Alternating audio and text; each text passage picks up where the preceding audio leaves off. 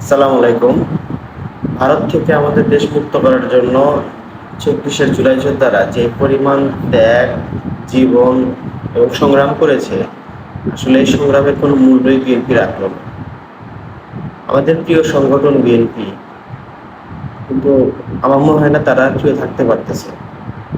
বর্তমান প্রেক্ষাপট কেন তারা বুঝতে পারতেছে না সেটাই বুঝতে পারছি না।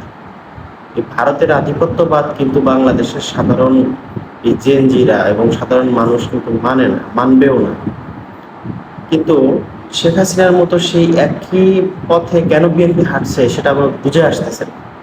যেখানে বেগম খালেদা জিয়া নিজে বলছেন এই সংবিধান ছুঁড়ে ফেলে দিবেন, সেখানে খালেদা জিয়ার চেয়েও বড় বিএনপি হয়ে গেল বিএনপি যারা করছে এখন, যাদের অতীত রেকর্ড খুব একটা ভালো না, যারা বিভিন্ন সময় 111-এর সময় ইভেন বেইমানি বলছে, তারা এখন হত্যাকর্তা।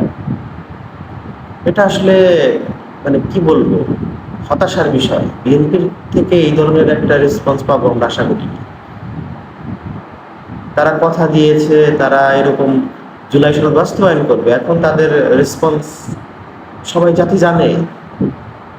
এই অধ্যাদেশগুলো বাতিল করলেন, যেগুলা যেগুলা হচ্ছে মেইন অধ্যাদেশ, যেগুলা না থাকলে জুলাই থাকে না, যেগুলো না থাকলে তো আসলে সেই শেখ হাসিনার সেটআপই সব একই থাকলো, শুধু শেখ হাসিনা থাকলো না।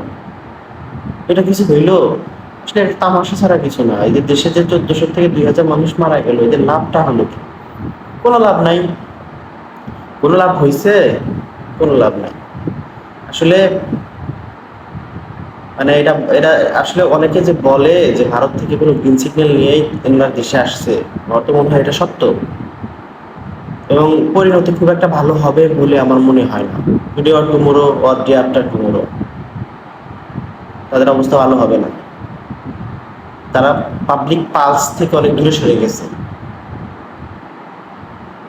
যারা নিজেরা বলতে এই সংবিধান চলবে না, তারাই এখন এই সংবিধানের রক্ষাকর্তা হয়ে গেছে। চিন্তা করা যায়, এটা খুবই কষ্টের। এটা জিয়াউর রহমানেরও বিএনপি না, এটা বেগম খালেদা জিয়ারও বিএনপি না। এই বিএনপি কোন বিএনপি সেটা বুঝতে আমার কষ্ট হইতেছে। তাদের পরিণতি ভালো হবে না, এটা খুব কষ্ট হচ্ছে বলতে, কিন্তু হবে না।